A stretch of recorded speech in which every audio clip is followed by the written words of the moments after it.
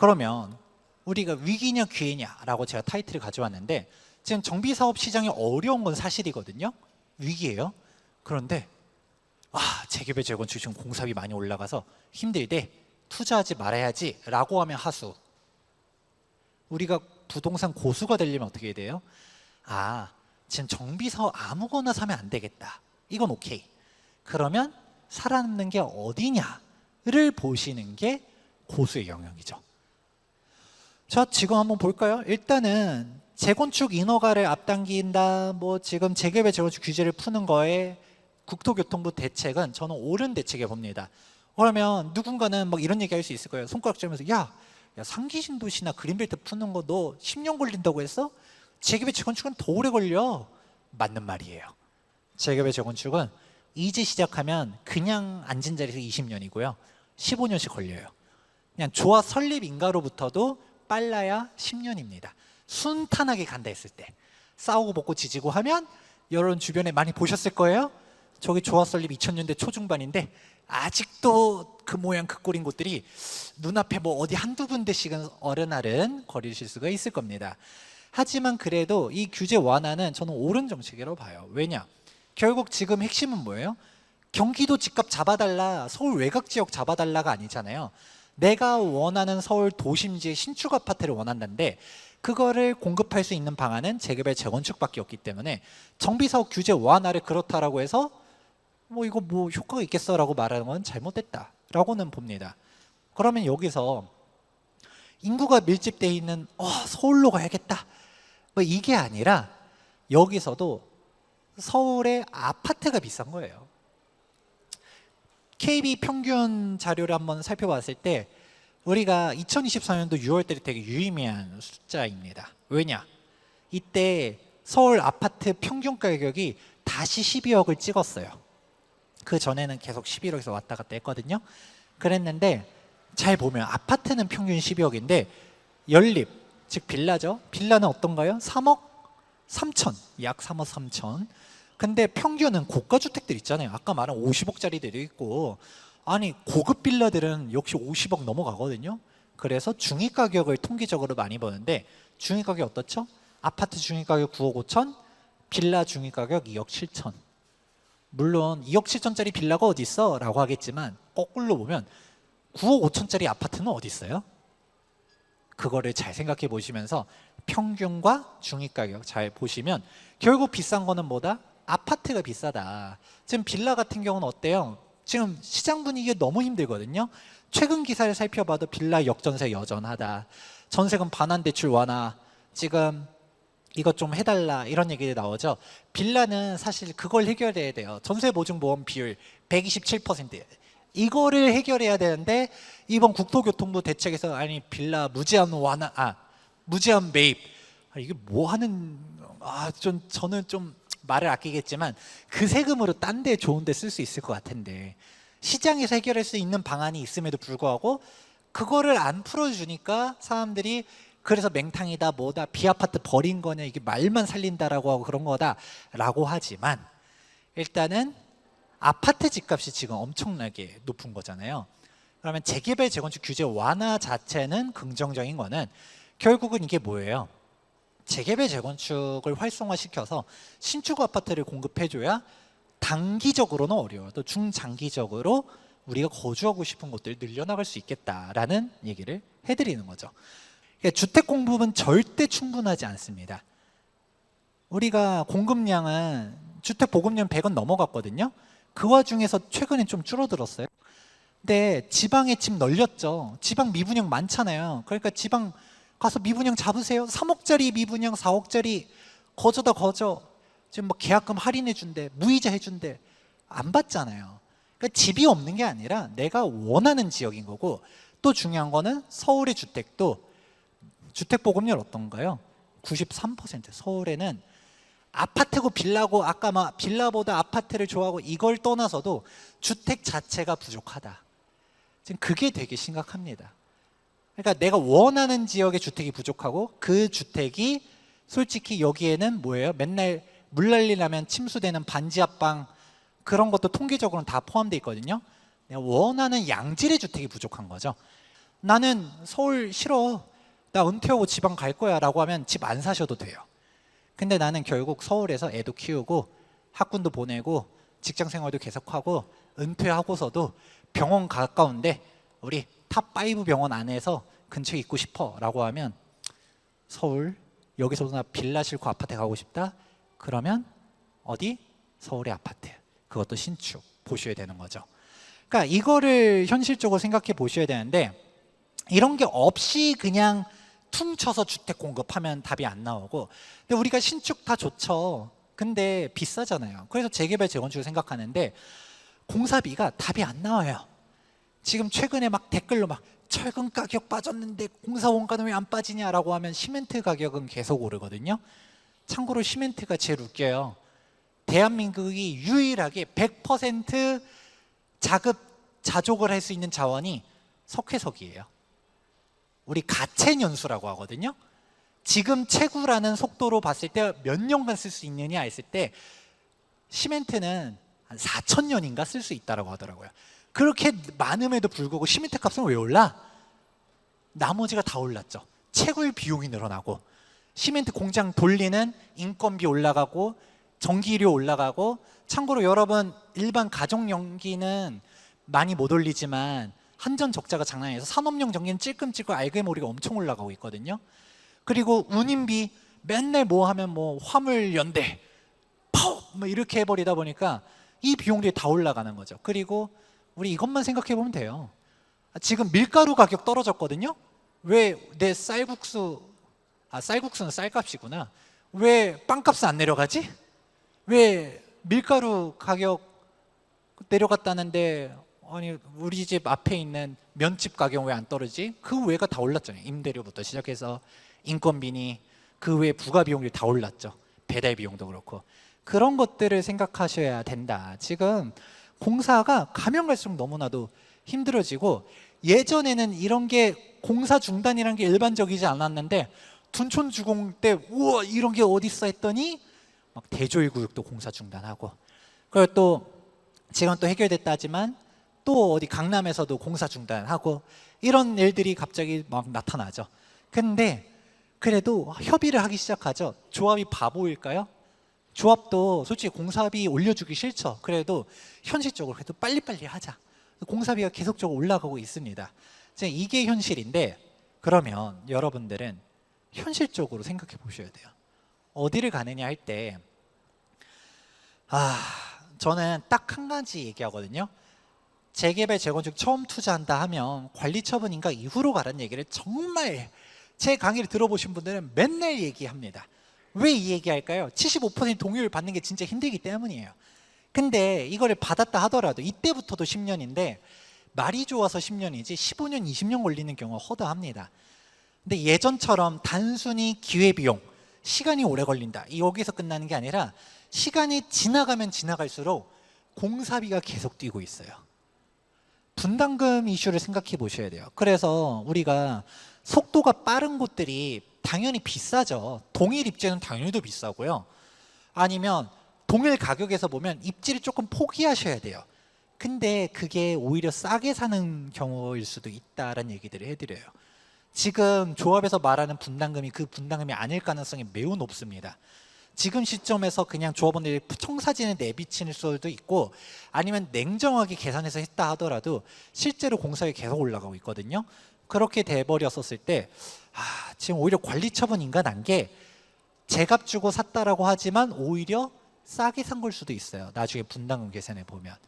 빨리빨리 가는 게 중요하다. 그래서 내가 잘 모른다 싶으면 우리 관리처분인가 났어도 2주 철거하는데 2년이고요. 착공하면 준공까지 3년이에요.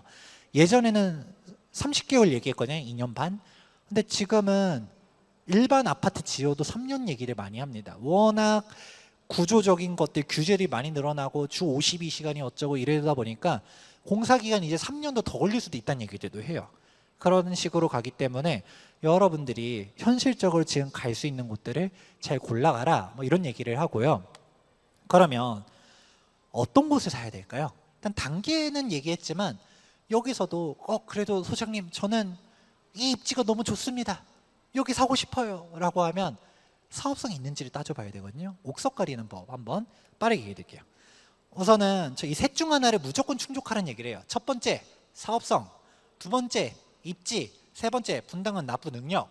이 셋 중 하나도 충족 안 되면 거기는 그냥 팔고 떠나시라고 얘기해 드리고 싶고요. 그 사업성이라는 거는 보통 용적률을 얘기하고요. 당연히 우리 주상목록 1종, 2종, 3종 높으면 높을수록 좋겠지. 법정 용적률이 어떻고 서울시 조례 용적률이 어떻고 이런 거 보는 거죠. 그리고 그 용적률 관련해서는 뭐 요즘 프롭테크 기업들 잘 돼 있잖아요. 용적률 몇 %인지 이런 거 보고 대지 지분 보셔야죠. 결국은 용적률이 중요한 게 아니라 진짜 핵심은 대지 지분입니다. 평균 대지 지분이 어떻게 돼 있느냐라는 부분들을 보셔야 되는 거고요. 그러니까 아까 봤던 거예요. 상계동, 중계동은 대지 지분이 12평도 안 돼요. 그런데 목동 신시가 지분은 어때요? 낮아도 20평, 큰 데는 거의 30평 가까이. 이러니까 지금 가격대가 어마어마하게 벌어진 거죠. 목동은 정고점 팍 찍어버렸잖아요. 25억, 27억 이렇게 가는데 상계동, 중계동 여기는 어떻죠? 정고점 근처를 못 가죠. 지금 이제 어느 정도 반등은 했지만 여전히 단지에 따라서 뭐 9억짜리, 10억짜리, 11억 있는데 이전 가격 생각해 보면 마음에 안 들죠. 그게 단순히 입지 차이도 분명히 있겠지만 입지보다도 재건축에 대해서 사람들이 현실적인 판단하는 거죠. 분담금 이게 어떻게 되지? 사업성이 중요하다는데 예전에 그냥 바람 불면 다 가던 시대 때는 우리 안전진단 통과가 아니라 안전진단 신청합니다만 해도 가격이 그냥 1억씩 2억씩 올랐어요. 그때는 그냥 막연하게 다 되는구나, 투자해야겠구나, 우리도 이제 재건축하는구나 했지만 지금은 사람들이 그렇게 멍청하지 않다, 따지기 시작했다. 그러니까 내가 잘 모르고 들어갔지만 매수자들은 따져보고 들어가기 때문에 가격대들이 회복을 잘 못한 이유가 여기 있다는 거죠. 그러니까 일기 신도시도 어때요? 현실적으로 분당은 어떻게 갈 가능성이 높겠지만 다른 곳들은 인센티브가 명확하지 않으면 좀 어려울 수 있다라는 얘기도 하잖아요. 최근에 중동 3본 지구 단위 계획안 발표됐죠. 근데 거기서 조금 나오는 용적률 막 30%? 350%도 해주겠다라고 하는데 그게 어떻게 주느냐도 좀 중요한 포인트예요. 좀 이따가 설명해 드릴게요. 자, 그리고 두 번째 입지입니다. 여기 조감도 보면 멋있잖아요. 여기 어디죠? 최근에 정말 핫했던 주인공 레미안 원펜타스 20억 로또. 지금 다시 보니까 어때요? 30억 로또죠. 그런데 여기 가점이 어떻게 됐죠? 제 아는 분이 69점이었어요 69점이면 4인 가족 만점이에요. 네, 떨어졌습니다. 평균 가점들을 떠나서 최저 가점이 다 막 70점대가 찍혔어요. 못 가죠. 그런 상황인데 여기 일반 분양 세대수가 몇 세대였냐? 300세대가 안 됐었어요. 그러면 이게 많은 거예요? 적은 거예요? 여기서 재개발 재건축 많이 보신 분들은 감이 와요. 많아요 라고 하신 분들은 강남 쪽 많이 보신 분들. 강남은 일반 분양 300세대면 꽤 많은 거예요. 막 100세대도 안 하는 조합들도 있어요. 근데 강북에서는 막 몇백 세대씩 하고 막 1000세대도 하고 그러잖아요. 그러니까 이게 적다라고 생각할 수도 있는데 많은 거예요, 참고로 강남에서는. 근데 그럼 거꾸로 말하면 강남에서는 일반 분양 세대가 100세대 미만이라도 가네? 라는 생각을 해보셔야 돼요. 왜? 일반 분양가 자체가 다르잖아요. 극단적으로 예시해 볼까요? 우리가 일반 분양, 우리가 사업성이라고 하면 정확하게 일반 분양 세대수라고 얘기해요. 더 디테일하면 조합원 수 대비 일반 분양 세대수라고 얘기해요. 근데 일반 분양 세대수가 1500세대래. 조합원 많으면 말짱 도는 거 아니야? 조합원 수는 500명이래. 와, 엄청나다 했더니 알고 보니까 어디 지방이야. 그럼 이제 당장 떠오르는 게 뭐예요? 미분양 나면 어떡하지? 이거부터 생각하죠. 완판은 할 수 있나? 근데 우리 서울 같은 경우는 여기서 강남은 똑같은 세대수를 분양해도 분양가가 다르죠. 그리고 다들 가고 싶어 하죠. 그게 다릅니다. 그리고 극단적으로 분당간 납부 능력인 게 뭐냐? 여기가 어디예요? 동부 이천동 레미안 첼리투스. 여기가 1:1 재건축의 상징이거든요. 1대1 재건축을 한다 하더라도, 즉 일반 분양이 없어서 조합원들 분양을 100% 전액 납부했다 하더라도 그냥 우리 쾌적하게 임대주택 없이 가자 했더니 간 거죠. 즉 조합원들이 돈만 준다고 하면 건설사는 가요. 건설사는 시행사가 아닙니다. 도급 공사를 받아서 건설만 해주는 거예요. 그럼 돈만 주면 다 하죠. 근데 그 돈을 주느냐가 문제죠. 왜? 역시 입지가 좋으면 가죠. 동부 이촌동이니까 했겠죠. 강남이면 어떻게든 하겠지만, 근데 우리가 생각해 보는 거죠. 아, 분담금이 너무 높아. 우리가 어디라고 할까? 어디 뭐 특정 지역 얘기하면 좀 그러니까 어디 그냥 뭐 한적한 바닷가, 아주 공기가 맑은 곳에서 우리가 분담금 5억씩 납부하면서 공사하겠습니다 라고 하면, 나는 동의를 한다 하더라도 나머지 75% 동의를 해주실 분들이 동의를 해주냐는 별개 얘기죠. 그걸 보셔야 돼요. 그래서 똑같습니다. 저는 그 돈을 낸다 하더라도 재건축을 지금 빨리빨리 해야 된다고 봐요. 근데 이게 나만 동의해서는 안 되죠. 그래서 우리가 좀 표현이 좀 조심스럽긴 한데 노골적으로 얘기하면 민도를 보란 얘기합니다. 그 단지를 봤는데 여기 주민들을 보니까 분담금 5억 얘기 나오면 뒤집어질 것 같아. 그러면 빨리 갈아타기를 하시기를 권해드리고 싶어요. 자, 그러면 우리는 핵심적으로 그 얘기를 해야 돼요. 평균 분담금 5억 시대가 온다라고 보는데, 딱 사업성 얘기 너무 복잡하거든요. 쉽게 얘기하면 이게 뭐냐, 5억 더해서 가치가 있다 생각하면 고, 아니면 스톱이에요. 한번 얘기해 드릴게요. 우리가 분담금에 대해서 생각을 해보실 필요가 있어요. 우리가 공사비가 평당 500이 800대고 900대고 이러면 감이 잘 안 오잖아요. 근데 이게 우리가 면적 먼저 얘기해. 빠르게 얘기하면 전용 면적은 현관문 열고서 내 실평수를 얘기하는 거고요. 공급 면적은 뭐예요? 그 아파트 한 동을 만들 때 필요한 면적들, 뭐 복도, 엘리베이터, 계단 면적 등을 포함한 게 공급 면적. 근데 여기까지는 보통 보셨을 거예요. 전용 면적이 우리가 흔히 말하는 5구 타입, 84 타입 얘기할 때가 그런데 33평, 25평 이렇게 얘기하죠. 그거는 공급 면적 기준이에요. 그런데 계약 면적이라는 게 있어요. 계약 면적이 뭐지? 기타 공용 면적을 다 포함한 겁니다. 대표적으로 지하 주차장, 커뮤니티, 지상, 공원 이런 부분들을 다 포함한 게 계약 면적이에요. 그러면 올림픽 파크 포레어, 둔촌 주공 딱 보면 어떻죠? 84 타입 한번 볼게요. 84 타입 면적, 우리 84 제곱미터 공급 면적 딱 85 보이고, 그 다음에 우리 계약 면적 보니까 몇이라고 써 있죠? 194. 3.3058로 나누면 몇 평일까요? 58평이 뜹니다. 일단은 이 평형 한번 기억해 보시고요. 다음, 요즘 정말 핫했었던 레미안 원펜타스, 이거 계약 면적 한번 보게 되면 어떤가요? 계약 면적까지 하니까 와, 85제곱미터 보니까 100제곱미터가 넘어가네요. 평으로 환산하면 60평이 넘어갑니다. 그러니까 우리가 사실 이건 깨알팁이긴 한데, 고품격 단지인 집 체크하는 방법은 계약 면적이 넓은 곳이 좋은 곳이에요. 꿀팁이에요. 계약 면적이 넓다라는 것은 그만큼 여러분들한테 서비스 면적들, 여기서 말하는 서비스가 단순히 발코니 확장 이런 게 아니라 진짜 공용 뭐라고 해야지, 계약 지하 주차장도 넓게 하고 커뮤니티라든지 조경도 훨씬 더 잘 해놓고 이런 면적이 많다라는 거죠.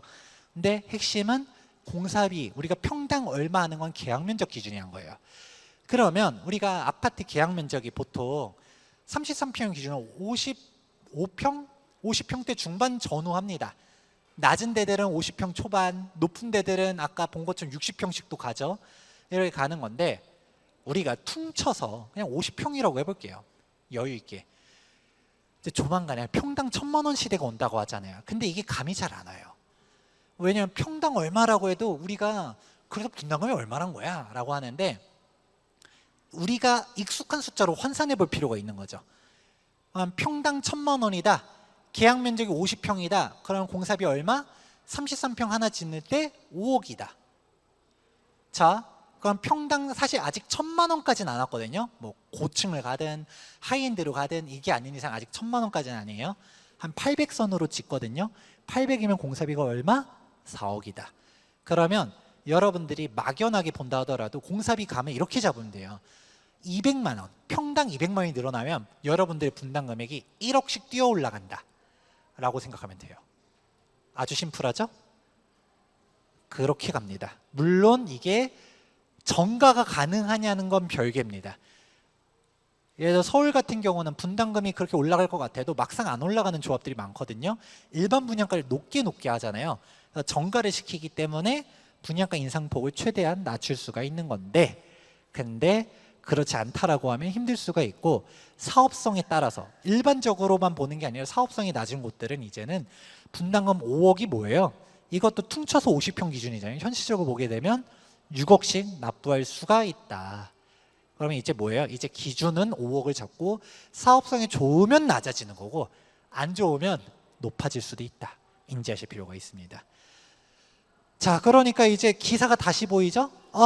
상계주공 5단지 집값이 5억인데 분담금이 5억이었다. 뭐 이런 얘기도 보이고, 최근에 부가현 뉴타운 3구역 이게 무슨 말이냐라고 하지만 왜 얘기들이 나와요? 여기 부가현 3구역도 사업성 그게 뭐 나쁘다라고 말하기도 뭐한데 벌써부터 분담금 5억 얘기들이 돌기 시작합니다. 근데 적어도 저는 부가현은 그래도 괜찮은 게 위치가 좋으니까 일반 분양 잘하면 또 낮출 수도 있다라고는 생각하거든요. 근데 입지도 애매하다 하면 진짜 5억이 터질 수가 있겠죠? 그런 부분. 그런데 그럼 이제 여러분들 계산은 심플합니다. 내 집값에서 5억을 더했을 때 가치가 있느냐가 바로 직관적으로 알 수 있어요. 여러분들이 어렵게 막 재개발적인 용어들이 복잡하잖아요. 막 매매 금액 다르고 초기 투자 금액, 분담금, 뭐 비례율이 어쩌고, 피가 어떠고, 조합 분양가에 따라서 내 추가 부담이 얼마고, 이게 아니라 결국은 산수인데 그냥 매매 금액에서 분담 금액 더하면 총매가예요. 그러면 이 5억을 더할 수 있냐 없냐를 보는 건데, 반포는 어떨까요? 애초에 뭐 반포 사업성이 좋으니까 뭐, 근데 지금 잠원동 쪽에 안 좋은 데들이 있거든요. 그래도 이거 5억 더했을 때 갈 수 있을까 없을까? 그래도 잠원동인데 가겠죠? 최근에 기사 보면 어디 떴죠? 신반포 2차 분담금 10억도 나올 수 있다. 동일평균 넘어가는데 5억이라더라. 그래도 집값은 올라가죠. 왜? 바로 옆이 직접 비교되잖아요. 반포, 아리팍, 원밸리 50억 넘어가는데 우리 분담금 10억 내도 그래도 괜찮은 것 같은데? 그러니까 물론 아쉽긴 하죠. 아쉬워도 내도 가치가 있다 생각하면 가는 거고 아니면 못 가는 거죠. 또 그 외로 한남 뉴타운, 압구정 이런 데 당연히 갈 텐데, 한남도 보게 되면 한남 상구역 조합 분양가가 30평대가 16억이에요. 했더니 한남 2구역 조합 분양가 뜨니까 84타입이 33평이 19억이에요. 근데 더 무서운 건 뭐예요? 지금 공사비가 더 올라갈 것 같다는 거죠. 이때 체결했었던 공사비보다 지금 한남 4구역, 5구역 시공사 선정하는데 평당 900 지금 얘기 나오고 있거든요. 걔네들은 어떻게 되지? 생각하지만 지금 빌라 들고 있는 사람들은 분당을 10억씩 납부해야 되거든요. 그래도 집값이 빠져요 안 빠져요? 올라가죠. 왜? 그래도 가치가 있으니까. 그 다음에 성수 볼까요? 성수도 지금 정식 간평 아닌데 가간평이 떴죠. 성수 1지구입니다. 성수 1지구 추정 조합 분양가가 22억이에요. 참고로 빌라 뭐 대지 면적당 한 간평 추정 평가 금액이 1억 떴거든요. 그럼 빌라 대지집은 10평 보통 없어요. 보통은 8평에서 9평이 많아야 그 정도 되고 막 더 작은 거 5명, 6평짜리도 있는데 그럼 분담금 얼마란 거예요? 그냥 앉은 자리 10억이란 거죠. 그래도 어떻다? 가격은 잘 나가죠. 지금 추정 일반 분양가를 27억으로 봤는데 더 비싸게 할 겁니다. 그게 현실인 거죠. 그래도 가죠. 하지만 우리 노원구로 오면, 자, 노원구 집값이 10억인데 분담금이 5억이라고 가정해 볼게요. 그러면 총매가 얼마? 15억. 노원구 15억이면 나 사겠다 손. 저 15억으로 노원구 사고 싶어요. 아무도 없어요? 좋아요. 노원구 좋은데 포레나 노원 예전에 호가 15억 갔었었죠. 다시 이제 차례가 올 거라고 보는데 근데 솔직히 그러면 우리 어떻게 생각해요? 그럼 포레너 노원을 지금 사고 말지. 아니면 솔직히 현금 15억이 있으면 어떻게 해요? 서대문구, 성북구, 동대문구 가야지. 아니면 마포 성동은 신축은 조금 어려워도 아니면 평형을 조금 낮추든가 구축을 가면 15억이면 살 수 있는데 이 돈으로 왜 노원을 가? 가 되는 거죠. 노원구 재건축이 안 된다가 아니라 노원구 재건축 언제 될까요? 가격이 더 올라가면. 노원구의 가격대들이 이제 신축 포레너 노원이 예를 들어 18억씩 가기 시작하면 우리도 할까? 혹은 분당을 납부해도 남을 정도로 노원구의 구축 가격이 빠지면 둘 중 하나거든요. 격차가 나지 않으면 재건축이 못 간다라고 생각하셔야 돼요. 자, 일단은 여기까지. 그럼 당연히 압구정은 분당을 얼마가 되든 하이엔드로 가서 초고층 가서 10억씩 내도 압구정 사람들이 그 돈 못 낼까요? 가겠죠? 또 여의도 막 사업성 얘기하지만 막상 사업성 그렇게 썩 훌륭하진 않아요. 그래도 우리가 연예인 걱정할 필요 없다는 얘기 하잖아요. 여의도 걱정을 왜 해요 우리가? 그냥 가든 안 가든 알아서 잘하겠죠. 그리고 목동 사업성 좋죠. 그냥 이런 데들 소구력이 있는 곳들을 가는 겁니다. 그리고 일기 신도시에는 분당. 그러니까 이게 아다르고 어다르거든요. 분당은 다 가지는 못하겠죠. 그래도 갈 것 같다라는, 대부분은 어떻게 지원만 잘해주면 가겠지라고 생각하는데, 일산은 어떻죠? 다 못 가는 건 아니겠죠. 가는 곳도 있겠죠. 근데 이게 이 뉘앙스 차이가 정말 중요합니다. 일산도 사업성 괜찮은 곳들도 있긴 한데 이게 사업성이 또 정답은 아니에요. 일반 분양 예를 들어 몇 세대다 계산을 해놔도 분양가를 얼마로 할 수 있느냐가 진짜 사업성이거든요. 괜히 대지지분만 보는 거는 또 아닐 수 있다 얘기해드리죠. 그리고 아까 상기신도시 얘기했던 것처럼 일산과 분당의 가격 격차가 왜 이렇게 벌어졌을까요? 강남 접근성이라는 거는 한 70점짜리 답변이고요. 100점까지 가려면 어떻게 될까요? 일산 주변에 신도시들 너무 때려 넣어서 그래요. 2기 신도시, 3기 신도시뿐만 아니라 그 외로도 자잘자잘한 택지지구가 너무 많았거든요. 그래서 힘을 못 받는 거예요. 근데 분당 주변은 뭐 할 데가 없었죠. 그런 거를 보셔야 되는데 이번에 상기 신도시 또 김포2 넣고 그린벨트 푼다고 왔는데 또 막 은평구 주변에 때려 넣고 강서구 주변에 때려 넣고 하면 이게 어디 집값을 잡으려는 건가 고민하실 필요가 있다. 그러면 우리가 냉정하게 봤을 때 이 공사비 1,000만 원 시대라는 게 되게 무서운 표현이다 라는 걸 인지하실 필요가 있어요. 이거를 극단적으로 알 수 있는 게 우리 김원동 사장님 원가 정말 좋아하시잖아요. 원가 타령을 정말 많이 하시는 분인데 이분이 발표한 내용들 봐도 택지 조성 원가 말고 건설 원가만 봐도 777만 원이래요. LH 퀄리티가 SHLH가 물론 잘 짓는다고 저는 믿어 의심치 않지만 그 LH, SH도 원가가 777만 원이래요.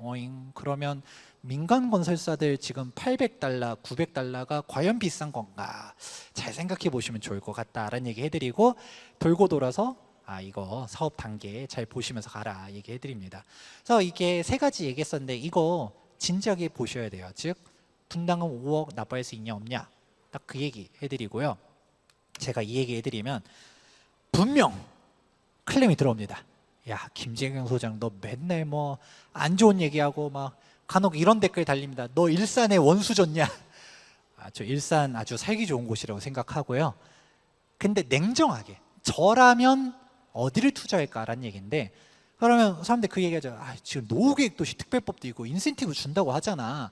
너 아까 88 대책도 봤잖아. 그런데 그건 되는 거 아니야 라고 하는데 너무 그런 법 개정이 기대는 거는 좀 별로 좋지 않다라고 얘기를 하는 게 1번.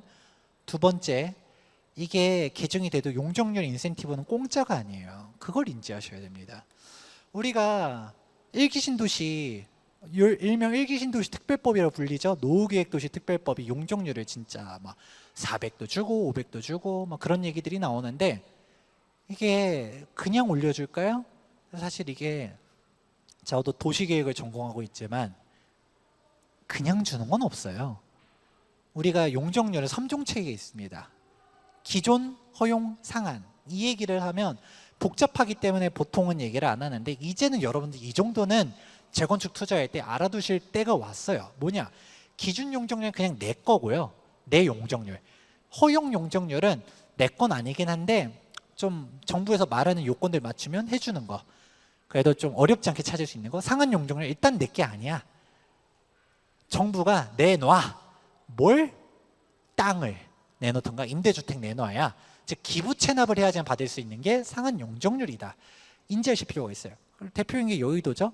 여의도 70층까지 올릴 수 있대요. 용적률 800 준대요.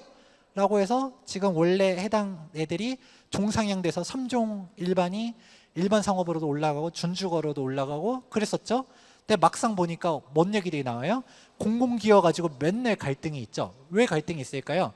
지구단위 계획 안에 보면 알아요. 여러분 이걸 안 보셔서 그래요. 보면 뭐라고 써 있나요? 자, 용적률 한번 볼까요? 보면 뭐라고 써 있냐? 자, 우리가 일반 용적률 관련해서 기준 용적률이 변한 게 있어요, 없어요? 없어요. 기준 용적률은 그대로고요. 우리가 허용 용적률 조금 올라가고요. 상한이 800이에요. 근데 상한을 받으려면 뭐라 했죠?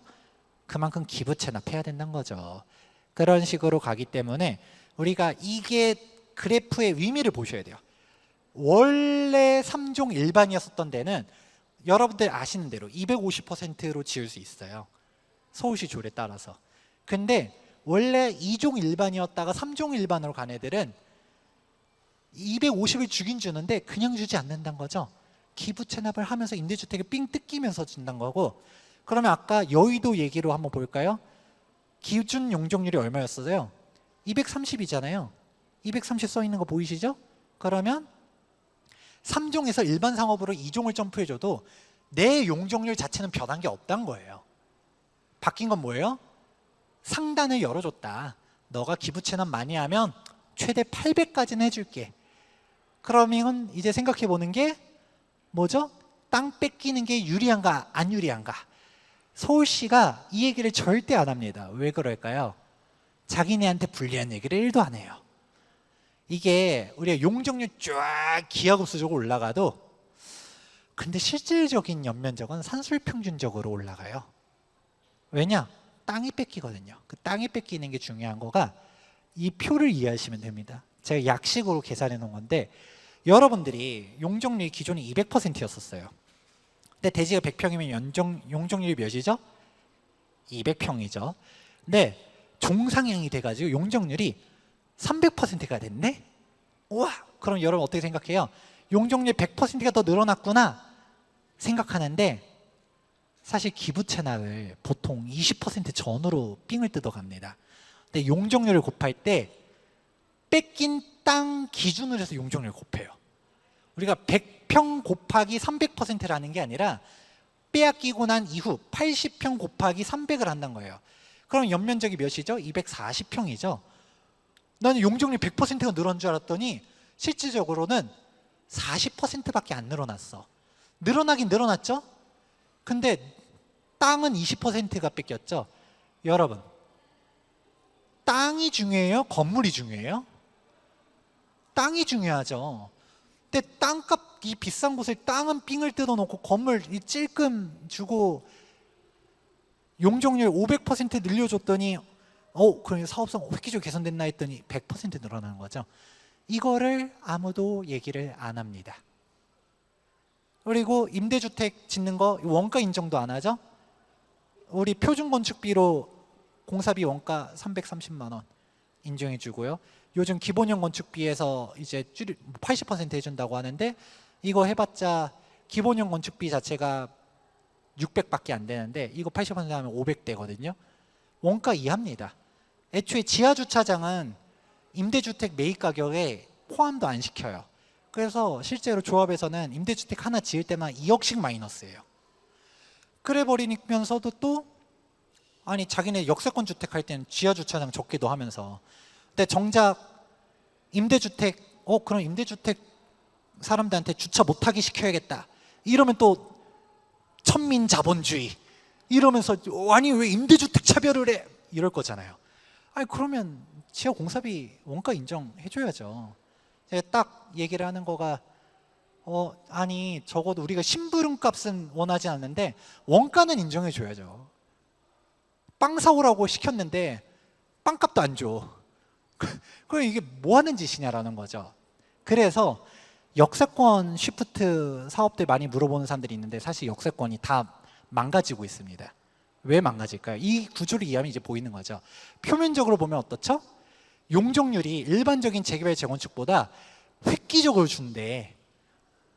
일반적인 법적 상한보다도 많이 준대. 그러니까 사업성이 엄청 좋은 줄 알았는데 우리가 일반적으로는 용적률 250 갈 거를 막 400% 준대 라고 했더니 아까 말한 것처럼 일단 표면적인 용적률도 땅 뺏기면 거기 나머지에서 두 번째 이런 역세권 사업들 보다 보면 개념이 뭐예요? 늘어나는 용적률 절반은 임대주택이라고 했는데 임대주택 하나 지을 때마다 2억씩 마이너스면 우리 임대주택 300세대면 600억 마이너스고요. 500세대면 1000억 손실입니다. 그러니까 그리고 일반 분양 그래도 늘었잖아. 이득은 이득 아니야? 라고 했더니 거기서도 원가 포션이 너무 늘어났죠. 예전에 공사비가 300만 원, 500만 원일 때는 그때도 원가는 인정 안 해줬어도 그래도 뭐 어떻게 했는데 근데 막 양아치가 막 빵 사오라고 시켰는데 얘가 또 입이 고급이야. 어서 그냥 삼립빵 사오면 SPC 싫대. 그냥 야 연세 크림빵 사와 막 이러는 거예요. 그러면서 뭐 초코우유도 같이 사와 막 이러는 거예요. 근데 뭐 빵값은 인정을 안 해주는 거죠. 그래 버리는 게 지금 현실이다. 이게 그렇다 보니까 막상 역세권 사업들도 뭔가 큰 틀에서 세대수도 많고 그랬더니 임대주택만 엄청나게 짓고 분담 금액이 지금 제가 어디라고 말을 안 하지만 어디 역세권 사업들 보니까 5억, 6억씩 분담금 납부한다고 합니다. 그거를 왜 해야 되죠? 그러면 용적률이 그래도 늘어나면 사업성이 개선은 돼요. 그게 꼭 정답이냐는 또 논외예요. 여기 단지 조감도 어디죠? 빽빽하죠? 헬리오시티입니다. 송파 헬리오시티 좋죠? 비싸고. 여기 용적률이 몇이냐? 280%예요. 우리가 법적 상한 3종 일반 주거지역 300% 해놓은 거는 사실 도시계획상 이유가 있어요. 그 이상 넘어가기 시작하면 일조권이라든지 사선 제한이라든지 그리고 쾌적성이 떨어지기 시작합니다. 자, 이게 좋은 거냐를 일단 한번 보시고 그러면 결국 제가 뭐라 했죠? 왜 땅의 가치와 건물의 가치 왜 땅을 내놓으면서 건물을 얻어오냐라는 거죠. 그냥 사업성 분담금 솔직히 좀 더 낸다 하더라도 퀄리티 있는 건축물을 하는 게 좋지 않아요? 이 600% 이런 닭장 아파트 짓는 게 이게 주택 가격에 도움이 될까요? 그래서 이거를 좀 인지하셔야 되는데 근데 이런 얘기를 아무도 안 합니다. 왜 그럴까요? 일단은 정부, 즉 국토부나 서울시는 얘기할 이유가 없어요. 왜? 이거 얘기하면 서울시한테 손해죠. 아니 이대로 땅 내놓으면 서울시는 거저 얻어가는데 그리고 건설사도 얘기 안 하죠. 왜? 땅 기부 체납이고 내 알바노 그냥 뭐예요? 건물 연면적이 늘어나야 도급 단가가 늘어나잖아요. 조합원 여러분들이 숨은 용적률 인센티브를 찾아냈습니다. 이러면 그래 다 박수 치잖아요. 와, 일 잘한다. 이러고 조합장도 뭐예요? 조합장 일단 잘 모르고요. 조합장이 오히려 이런 걸 얘기해도 여러분들도 이해를 못하죠. 그리고 괜히 옆 단지는 용적률 300으로 가는데 우리 조합장은 무능해가지고 250에서 만족한대. 제 탄핵을 시켜야 해. 이러잖아요. 그게 아니란 거를 인지하시라는 얘기를 합니다. 그러면 제 얘기의 결론이 뭐예요? 지금 공사비가 계속적으로 올라가고 분담금이 높아지는 게 팩트예요. 근데 이거를 바라보면서 정부가 해결해 줍니다 라고 하는데 용적률 인센티브가 정답이 아니고 용적률 인센티브가 높아졌다는 얘기는 꼭 뭐예요? 기부 체납을 그만큼 많이 해야 되는 거고 임대주택이 늘어나고 공공기여를 하고 그렇다고 해서 진짜 사업성이 획기적으로 개선되는 것도 아닌데 세대수가 늘어나요. 퀄리티 있는 건축물인가요? 오히려 진짜 부자들은 뭐예요? 임대주택 없는 걸 더 선호하죠. 그냥 우리들만의 성이 좋고 나쁘고를 떠나서 그런 단지들을 원해야 하잖아요. 퀄리티 있는 건축물을 찾아가셔라. 자, 제가 재개발 재건축 얘기를 이렇게 해드리면 좀 암울하죠. 암울합니다. 근데 이게 냉정한 현실입니다. 재개발 재건축이 이렇게 점점 어려워지면 어떻게 될까요? 이제 앞으로 신축 아파트만 더 비싸지는 상황이 올 겁니다. 자, 88 대책 저는 응원합니다. 근데 앞으로는 정비 사업이 어떻게 가야 될까요? 전 모아타운 이거 쉽지 않다고 봅니다. 규모의 경제가 안 나오는 데는 공사비 협상에서 되게 불리하거든요. 개별 구역별로는 뭐 200세대, 300세대, 뭐 500세대 이걸로는 좀 공사비가 답이 안 나와요. 이렇게 하면 어떻게 해야 되냐? 그냥 재개발로 한 판에 하든가 뉴타운이 돼야 된다고 전 보는 사람이에요. 이거를 조금 다시금 재추진할 필요가 있다라고 보고 있고요. 그리고 우리가 좋아질 곳들, 우리 마포구 아이언 뉴타운 여기가 지금 너무 비싸죠. 지금 20억, 21억 다시 가고 있죠. 근데 지금 아이언 1구역 여기 영화 기생충의 한 장면입니다. 이런 동네였지만 정비되니까 좋아졌죠. 그리고 옥수동 지금 20억, 21억도 가고 있죠. 금호동 이런 곳들이 예전에 산동네 달동네였죠. 딱 영화래. 그 드라마 서울의 달 촬영지 옥수금호 이런 동네가 정비되니까 좋아졌죠. 즉 여러분들이 살고 싶은 주택을 공급을 해줘야 되는데 그거를 안 하니까 문제인 겁니다. 그래서 빌라 주택 공급 이게 중요한 게 아니에요. 아파트 공급이 중요한 건데 그게 재개발 재건축인 거고, 근데 그 재개발 재건축 사업성을 획기적으로 개선해 줘야 되는 게 솔직히 조금 아쉽다. 정부의 노력을 제가 폄하할 생각은 없고 잘 하고 있다라고 보지만 법 개정 사항들이 많고 그리고 한계들도 있기 때문에 이런 부분들을 보시면서 사업성 있는 곳들 찾아가라, 속도 빠른 곳들 가라 얘기를 해드리는 거죠. 근데 이게 가다 보면 결국은 사업성이 안 나온다 얘기가 되고 또 가면 갈수록 주택 공급이 꺾이죠. 2024년, 2025년이 중요한 게 아니라 2026년도 이후로는 서울 주택 공급량이 1만 세대 미만으로 확 꺾입니다.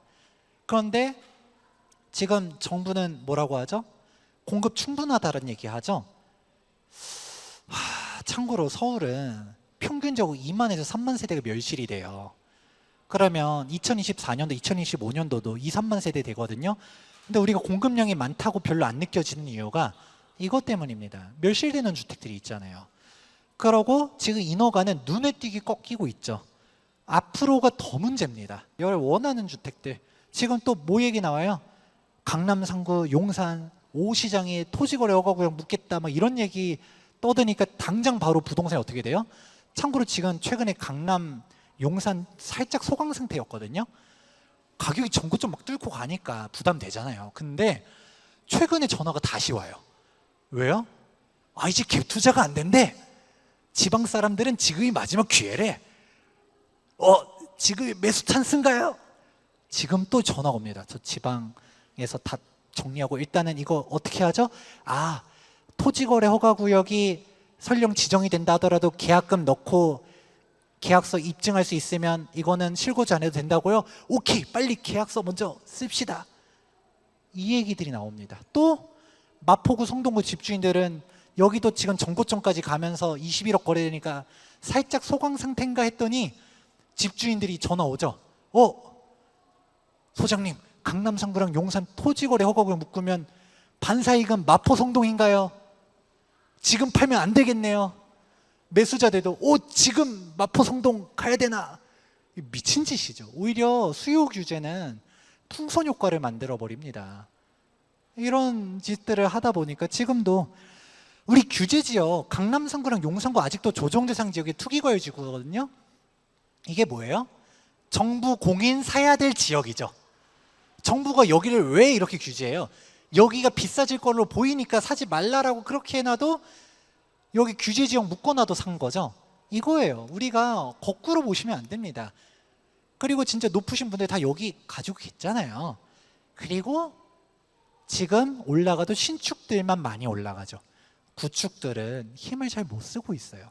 지금 강남도 구축들은 좀 아쉬운 부분들이 많고요. 마포 성동도 신축에서 대장이 그렇지 신축이라 하더라도 조금 떨어지는 애들은 아직 정고점 못 갔고 구축들은 지금도 좀 아쉽다 이러고 있습니다. 그런 상태가 아까 말한 재개발 재건축을 이해하면 이게 눈에 보여요. 왜? 앞으로 재개발 재건축 사이클이 깨질 거거든요. 지금은 오래되면 어떻게든 되겠지, 우리도 신축 되겠지 했는데 원래 당연하게 아파트는 감가상각이 돼야 되거든요. 신축들이 준신축 됐다가 구축됐다가 이제 재건축 수요로 가는 건데 25년 차가 바닥을 찍었다가 다시금 올라가죠. 30년 차가 되면 재건축 기대를 하면서. 근데 이제는 재건축이 안 될 거예요. 분담금 납부할 수 있는 곳들이 갈 거예요. 사업성 계산을 해보셔야 돼요. 그럼 뭐예요?